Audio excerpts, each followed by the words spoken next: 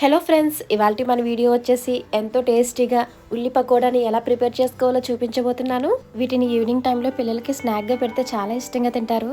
ఈ ఉల్లి పకోడాను టమాటో సాస్తో తింటే చాలా టేస్టీగా ఉంటుంది. వీటిని ప్రిపేర్ చేసుకునే ప్రాసెస్ కూడా చాలా ఈజీ. మీరు కూడా ఈ ఉల్లి పకోడాను ఒకసారి ట్రై చేయండి, చాలా టేస్టీగా ఉంటాయి.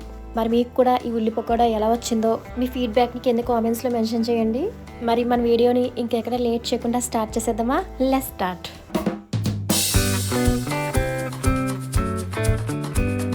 ముందుగా ఈ ఉల్లి పకోడా కోసం ఒక బౌల్ తీసుకుని అందులోకి సన్నగా కట్ చేసి పెట్టుకున్న ఆనియన్స్ని యాడ్ చేసుకుంటున్నాను. ఆనియన్స్ని సన్నగా పొడవుగా కట్ చేసుకుని వేసుకోవాలి. అలాగే పచ్చిమిర్చి, కొద్దిగా కరివేపాకు, కొత్తిమీరని కూడా యాడ్ చేసుకుని ఇప్పుడు కారం వేసుకుంటున్నాను. మీ స్పైసీనెస్ని బట్టి కారాన్ని యాడ్ చేసుకోండి. ఇప్పుడు అందులోకి రుచికి సరిపడా సాల్ట్ని వేసుకుని మొత్తం అంతా కూడా బాగా కలుపుకోవాలి. ముందుగానే వాటన్నిటిని వేసుకోకుండా ఆనియన్స్ని ఫస్ట్ బాగా కలిపేసుకోండి. నేను ఇక్కడ చూపించలేదు. వాటన్నిటిని వేయకుండానే ఆనియన్స్ని ఒకసారి కలిపేసుకుంటే విడిపోతాయి కదా. ముందుగా ఆనియన్స్ని ఆ విధంగా కలిపేసుకోవడం వల్ల మనకి ఇవన్నీ వేసుకున్న తర్వాత కలుపుకోవడం ఈజీ అవుతుంది. అలా కలుపుకున్న తర్వాత వాటన్నిటిని కూడా ఒక 5 మినిట్స్ పక్కన పెట్టేసుకోవాలి.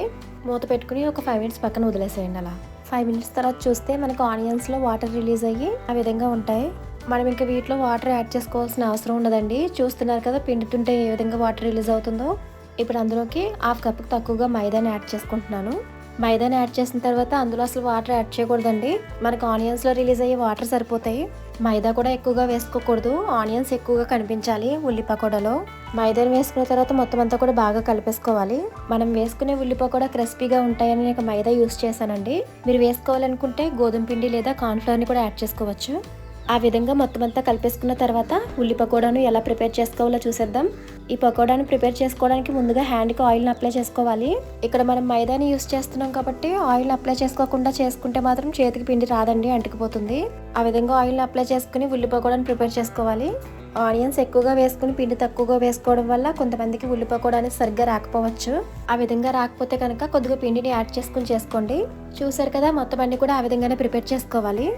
మీకు కనుక ఆ విధంగా చేతిలో పెట్టుకుని చేయడం రాకపోతే ఒక ప్లేట్ తీసుకుని ప్లేట్ బ్యాక్ సైడ్ చేసుకోండి. ప్లేట్కి వెనకాల ఆయిల్ని అప్లై చేసుకుని తీసుకోవడం వల్ల మరింత ఈజీగా వచ్చేస్తాయి. వీటన్నిటిని కూడా చేసేసుకుని ఒక్కొక్కటిగా ప్లేట్లో పెట్టేసుకోండి. మనం డీప్ ఫ్రై చేసుకునేటప్పుడు ఈజీ అవుతుంది కదా, అలా తీసుకుని వేసేసుకోవడం. ఆయిల్ వేసుకుని ఒక్కొక్కటిగా చేసుకుని వేసుకోవాలంటే కొద్దిగా కష్టమైపోతుంది. ముందుగానే ఆ విధంగా ప్రిపేర్ చేసుకుని వేసుకోవడం వల్ల ఈజీ అవుతుంది కదా. ఇప్పుడు వాటిని డీప్ ఫ్రై చేసుకోవడం కోసం స్టవ్ మీద ఒక ప్యాన్ పెట్టుకుని అందులో ఆయిల్ యాడ్ చేసుకుంటున్నాను. ఆయిల్ ఎక్కువగా హీట్ అవ్వకూడదు. లైట్గా హీట్ అయినప్పటికీ ఒక్కొక్కటిగా అందులో వేసేసుకుంటే సరిపోతుంది. ఆయిల్ ఎక్కువగా హీట్ అయినట్లయితే పైకి వెంటనే మాడిపోతే లోపల ఉడకకుండా. వాటిని వేసిన వెంటనే తిరిగేసేయకూడదండి. అలా వెంటనే తిరిగేసేయడం వల్ల విడిపోయే అవకాశం ఉంటుంది కదా. కొంచెం వేగినప్పుడు చూసుకుని తిరిగేసుకోవాలి. వీటన్నిటిని కూడా గోల్డెన్ బ్రౌన్ కలర్ వచ్చే వరకు దోరగా వేయించుకోండి.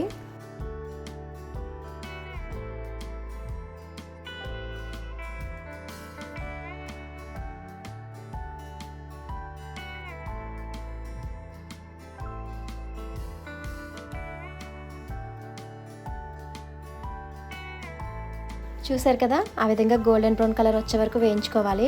ఇప్పుడు వాటిని ఒక్కొక్కటిగా తీసేసుకుందాం. ఆ విధంగా వేగిన వల్ల ఒక్కొక్కటిగా తీసేసుకోవాలి. ఆ విధంగా గోల్డెన్ బ్రౌన్ కలర్ వచ్చినప్పుడు తీసేసుకోవాలి. లేకపోతే ఆనియన్స్ మాడిపోయే అవకాశం ఉంటుంది. ఆనియన్స్ త్వరగా ఫ్రై అయిపోతాయి కాబట్టి ఆ విధంగా గోల్డెన్ బ్రౌన్ కలర్ వచ్చినప్పుడు తీసేసుకుంటే సరిపోతుంది. ఆయిల్ని ఎక్కువగా వేసుకోవాల్సిన అవసరం లేదండి. జస్ట్ లైట్గా నేను ఎలా వేసుకున్నానో అలా వేసుకుని వేయించుకుంటే సరిపోతుంది. అంతే అండి, ఎంతో టేస్టీగా ఉల్లి పకోడా రెడీ అయిపోయింది. ఇప్పుడు వాటిని ఒక ప్లేట్లోకి సర్వ్ చేసుకుందాం. ఈవినింగ్ టైంలో వేడివేడిగా ఇలా ఒక మంచి స్నాక్ని చేసుకుని తింటే ఎంత టేస్టీగా ఉంటుందో కదా. చూసారు కదా, ప్రాసెస్ కూడా ఎంత ఈజీగా ఉందో. ఈవినింగ్ టైంలో ఏదైనా మంచి స్నాక్ తినాలి అనిపించినప్పుడు ఈ విధంగా తక్కువ టైంలో ఎంతో టేస్టీగా ఉల్లి పకోడాని ఇలా ప్రిపేర్ చేసుకోవచ్చు. మీరు కూడా ఒకసారి ట్రై చేయండి. మీకు ఎలా వచ్చిందో కామెంట్ చేయండి. ఈ విధంగా ప్రిపేర్ చేసుకుని తిని చూడండి, మీకు డెఫినెట్గా నచ్చుతుంది. ఈవినింగ్ టైంలో ఇది ఒక బెస్ట్ స్నాక్ కూడా. మీకు మరి మా వీడియో నచ్చిందా? ఇలాంటి మరెన్నో మంచి వీడియోస్ కోసం మీరు నన్ను సపోర్ట్ చేస్తారని కోరుకుంటున్నాను. మరి మీకు ఈ వీడియో నచ్చినట్లయితే మీరు కూడా ట్రై చేయండి. టేస్ట్ చాలా బాగుంటుంది. మీకు వీడియో నచ్చినట్లయితే లైక్ చేయండి, సబ్స్క్రైబ్ చేయండి. Thanks for watching.